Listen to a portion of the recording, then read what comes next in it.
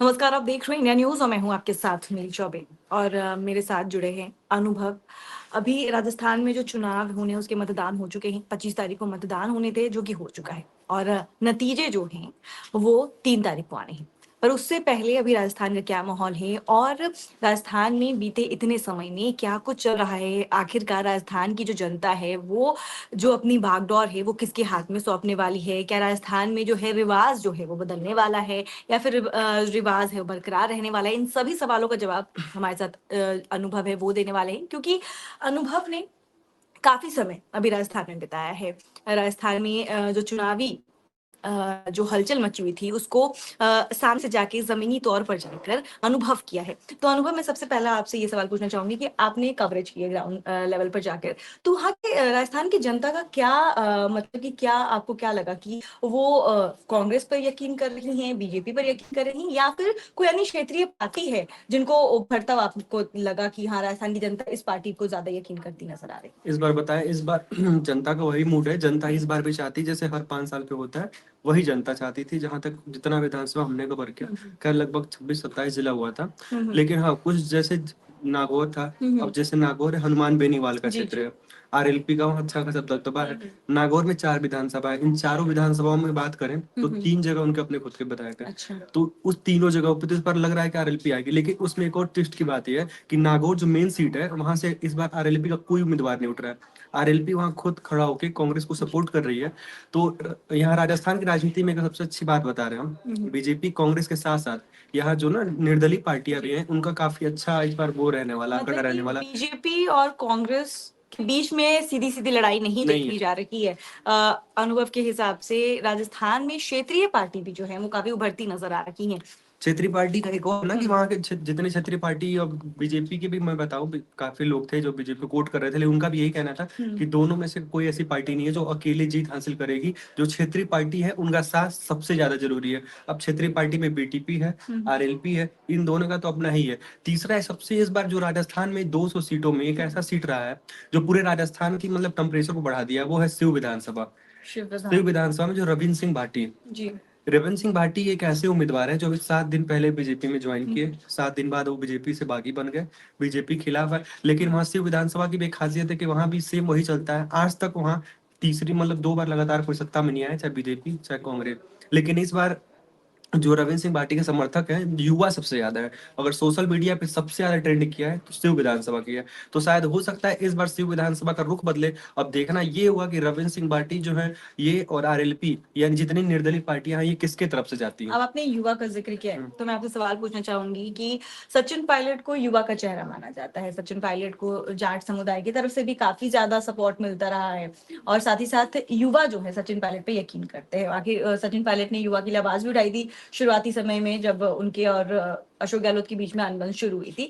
तो ऐसे में आपको क्या लगा कि युवा क्या सचिन मैं पायलट के बताऊं, साथ है? युवा की अगर बात करें तो जैसे टोक विधानसभा हो गया जो जी। सचिन पायलट का का गढ़ का माना, विधानसभा हाँ। का गढ़ माना जाता है। दौसा हो गया जहाँ से उनके पिता राजेश पायलट जी, वो जी। खुद सांसद भी थे। इन दोनों सीटों की बता दें, आंकड़े की बात करें तो वहां के युवा जो खुद सचिन पायलट को पसंद करते हैं, कहते हैं सचिन मेरी पसंद है। लेकिन सचिन पायलट को पार्टी ने बाहर किया था, सचिन पायलट बाहर गए थे, इसलिए उनके में आक्रोश भी है।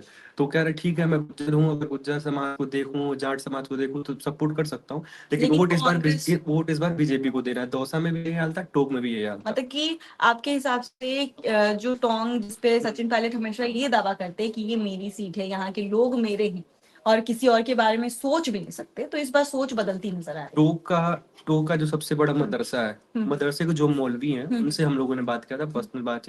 तो वो कैमरा में वो है भी, सर वीडियो भी है, तो उन्होंने कहा था कि पसंद मुझे कांग्रेस है। अगर मतलब अगर मुख्यमंत्री की बात करें तो अशोक गहलोत पसंद है। सचिन पायलट को हमने पूछा तो सचिन पायलट आपके आते हैं, काम करते हैं, तो सचिन पायलट को लेकर उनका ये भी कहना था कि हम लोग सचिन पायलट की वजह से वोट नहीं देते, कांग्रेस और अशोक गहलोत की वजह से देते हैं। मतलब कि सचिन पायलट का जो दबदबा है वो कहीं ना कहीं पार्टी में कम है। मतलब जिस तरीके से लोगों को पता चल गया ना भाई, जब एक बार आप बागी हो जाते हो, पार्टी से साइड हट जाते हो, दोबारा आप कहीं ना कहीं कमजोर होते हो, तभी पार्टी में वापस आते हो। लोगों का ये भी कहना है कि सचिन पायलट इतना ही दम था, सचिन पायलट को लगता था कि सारे गुज्जर जाट जो भी है अगर उनको उनके साथ है तो फिर अलग हुए तो अलग ही हो जाते। वापस पार्टी में आने की क्या जरूरत है। जो वापस में जो पार्टी जो रुख की है ना, वो सबसे ज्यादा दिक्कत की बात हुई है उनके लिए। उनके समर्थक आपस में मतलब कि सचिन पायलट ने जो कांग्रेस में रहना, ये सोचा है कि कांग्रेस में रहना उनके लिए सही है, पार्टी नहीं छोड़ी उन्होंने। अब उन पर कहीं ना कहीं इसका गलत असर पड़ रहा है, तो जनता उन पर यकीन नहीं कर रही है। मैं आपसे ये सवाल पूछना चाहूंगी अनुभव कि राजस्थान में जो ये परंपरा चली आ रही है 5 साल के बाद बदलने की, और एक तरफ जहाँ गहलोत दावा कर रहे हैं कि यह परंपरा नहीं जो है बदल रही है, और इस बार जो है कांग्रेस ही वापस से सत्ता में आने वाली है, तो अशोक गहलोत की इस बात में कितनी सच्चाई है? सच्चाई तो मतलब है, अगर जनता, जहां तक हमने कहा, जनता के बीच में जो अशोक गहलोत ने 6 लास्ट के 6 महीने में लोगों को फ्री राशन, और वहां राशन की बात क्या थी, राशन तो पीएम मोदी की तरफ से दिया जाता है, लेकिन यहाँ जिसका लाल कार्ड है, नीला कार्ड है, उसको उस हिसाब से मिलता है। लेकिन राजस्थान में मेरे को एक बात याद आई, जब हम लाइव कर रहे थे आप राजस्थान में उस वक्त, तो आपने वो फोन जो स्कीम है राजस्थान मोबाइल मुफ्त स्मार्टफोन की, मैं काफी सारी महिलाएं ये बोलती नजर आ रही थी कि उन्हें फोन नहीं मिला, तो इसका क्या असर नहीं, जैसे योजना कोई भी हो, अब स्टार्ट ही हुआ है 3 महीना पहले, अब कोई जरूरी तो है नहीं जन जन तक पहुंच जाएगी। जी। तो अगर किसी भी योजना का जनता को लाभ नहीं मिलता है तो वो तो नाखुश होती है। खैर, मोबाइल इसमें बहुत बड़ा मुद्दा नहीं बनने वाला है इस चुनाव में, मैं बता दूं, लेकिन हाँ, मुद्दा राशन बन सकता मोबाइल है। की बात नहीं है, I think काफी सारी योजनाएं जो है अशोक गहलोत सरकार ये दावा करती है कि उन्होंने जनता के लिए काफी कुछ किया है, महिलाओं के लिए काफी कुछ किया है, तो इन सभी योजनाओं का जहाँ एक तरफ दावा करती है अशोक गहलोत सरकार, तो क्या इन सभी का लाभ उन तक पहुंच नहीं, रहा है? लाभ तो मिलेगा, लाभ जनता तक भी पहुंचा है, जनता को हर घर राशन मिला है, वहाँ किसी कार्ड की कोई जरूरत नहीं थी, सबको प्रॉपर राशन मिल रहा था। अगर बात करें 25 लाख रुपए चिरंजीवी योजना की, वो भी जनता को मिल रहा था। तो इन जो ये जितनी योजनाएं हैं, जो लगातार अपने 6 गारंटियां गिनवाते रहते हैं, इन गारंटियों के दम पे हो सकता है इस बार इतिहास बदले। लेकिन हाँ, एक तरफा नहीं है, बीजेपी अभी भी फाइट में, और सबसे बड़ा गेम तो निर्दलीय करेंगे इस बार राजस्थान में। देखिए 2018 में जिस तरीके से कांग्रेस को जीत हासिल हुई थी, इस बार भी कांग्रेस ही जीती नजर आ रही है। नहीं, जीतते हुए नहीं कहते, ये हो सकता है कि जैसे 2013 में बीजेपी एक तरफा जीती थी, वो वाला मुकाबला इस बार नहीं। 50-50 नजर आ रहा है, 50-50 का मुकाबला है। अशोक गहलोत की, जो हम हमेशा से कहानी सुनते आए हैं कि वो एक जादूगर है, तो अशोक गहलोत के जो जादूगरी है वो चल चुकी है। क्योंकि एक बात बता दे, 2013 में भी मतलब 75% वोटिंग हुई थी, इस बार भी 75% वोटिंग हुई है, जो कि पिछले साल महिलाओं का कितना योगदान रहा है? महिलाओं का परसेंटेज की अगर बात करें तो परसेंटेज आंकड़ों में महिलाओं की कई ऐसे विधानसभा है जहां महिला वोट भी नहीं देने चाहती हैं। कई ऐसे विधानसभा है पहाड़ी और क्षेत्र ये जो हमेशा बीजेपी की ओर से हमेशा ये हमला किया जाता है कि राजस्थान में महिलाओं के साथ जो दुर्व्यवहार है वो बढ़ता गया, महिलाओं के खिलाफ जो अपराध है वो काफी ज्यादा बढ़ता जा रहा है, इसमें कितनी सच्चाई है? आपने ग्राउंड महिलाओं से बात किया, जो उदयपुर, ये जितने एनसीआर के इलाके हैं, और बीकानेर बता, मतलब ऐसे क्षेत्र जो शहरी क्षेत्र सिटी है ना, सिटी के लोग अभी भी कह रहे हैं कि वो परेशान है अपराध से, यहाँ गाँव की अपेक्षा, जो कि उल्टा होना चाहिए। लेकिन सिटी के लोग परेशान है एनसीआर के इलाकों में, क्योंकि पिछले 4-5 महीने जितनी भी घटनाएं हुई हैं, लड़कियों को मतलब नग्न अवस्था में करके सड़कों पर दौड़ाया गया है, भट्टियों से, ये सारा उदयपुर और बीकानेर शहरी इलाकों का जो महिलाएं हैं वो ज्यादा परेशान। तो वही बीजेपी के जो समर्थक है, उनका तो सीधा कहना है कि कांग्रेस कमजोर है। लेकिन कांग्रेस वाले जो है, जो कांग्रेस के समर्थक है, उनका ये कहना है कि जितने एनसीआर के इलाके हैं, तो एनसीआर में हमेशा घटना होती रहती है, वो कहीं ना कहीं इस बात को छुपाने के लिए एक एग्जाम्पल सेट कर लिए कि एनसीआर में जो घटना होती रहती है वो होती रहेगी।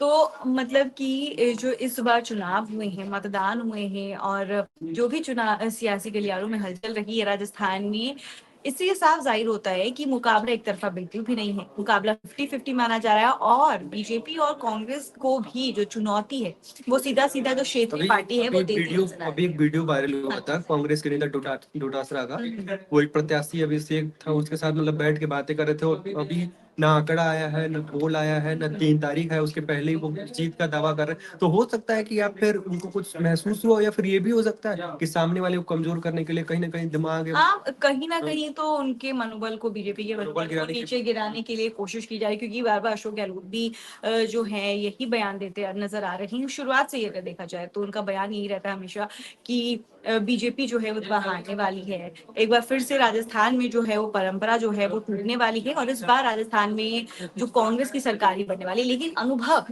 ने जो चीज भी एक्सपीरियंस किया, वहां से ग्राउंड रिपोर्टिंग की, जनता से उन्होंने जमीनी तौर पर बातचीत की, उसके अनुसार जो मुकाबला है वो 50-50 का लग रहा है। ना ही सिर्फ बीजेपी के तरफ पक्ष में जनता बोल रही है, और ना ही कांग्रेस के पक्ष में, यहाँ तक कि क्षेत्रीय पार्टी को भी पूरा समर्थन दिया जा रहा है। क्षेत्रीय पार्टियां काफी काफी हद तक, ये 3 मायावती मायावती का दो सीट बीएसपी का भी है, वहाँ पे बीएसपी का है, आरएलपी का है अपना 3 सीट। अगर बात करें तो जो बीटीपी है, जो भारतीय ट्राइबल पार्टी है, उसका भी अपना 2 सीट सीट साइड में है, तो कह रहे मतलब ना ये 15-20 जो है ना 15-20 में 7-8 देखिए तो आ ही मुकाबला जाएगा। मुकाबला जो है 50-50 का है, जीत किसी की भी हो सकती है। 3 तारीख को ये सब साफ हो जाएगा कि आखिरकार राजस्थान की जो सत्ता है वो किसके हाथ में जाने वाली है। राजस्थान की जनता कमल का दामन थामना चाहती है या फिर हाथ का दामन थामना चाहती है। तमाम अपडेट के साथ ऐसी तमाम अपडेट के लिए हमारे साथ जुड़े रहिएगा। तब तक के लिए धन्यवाद।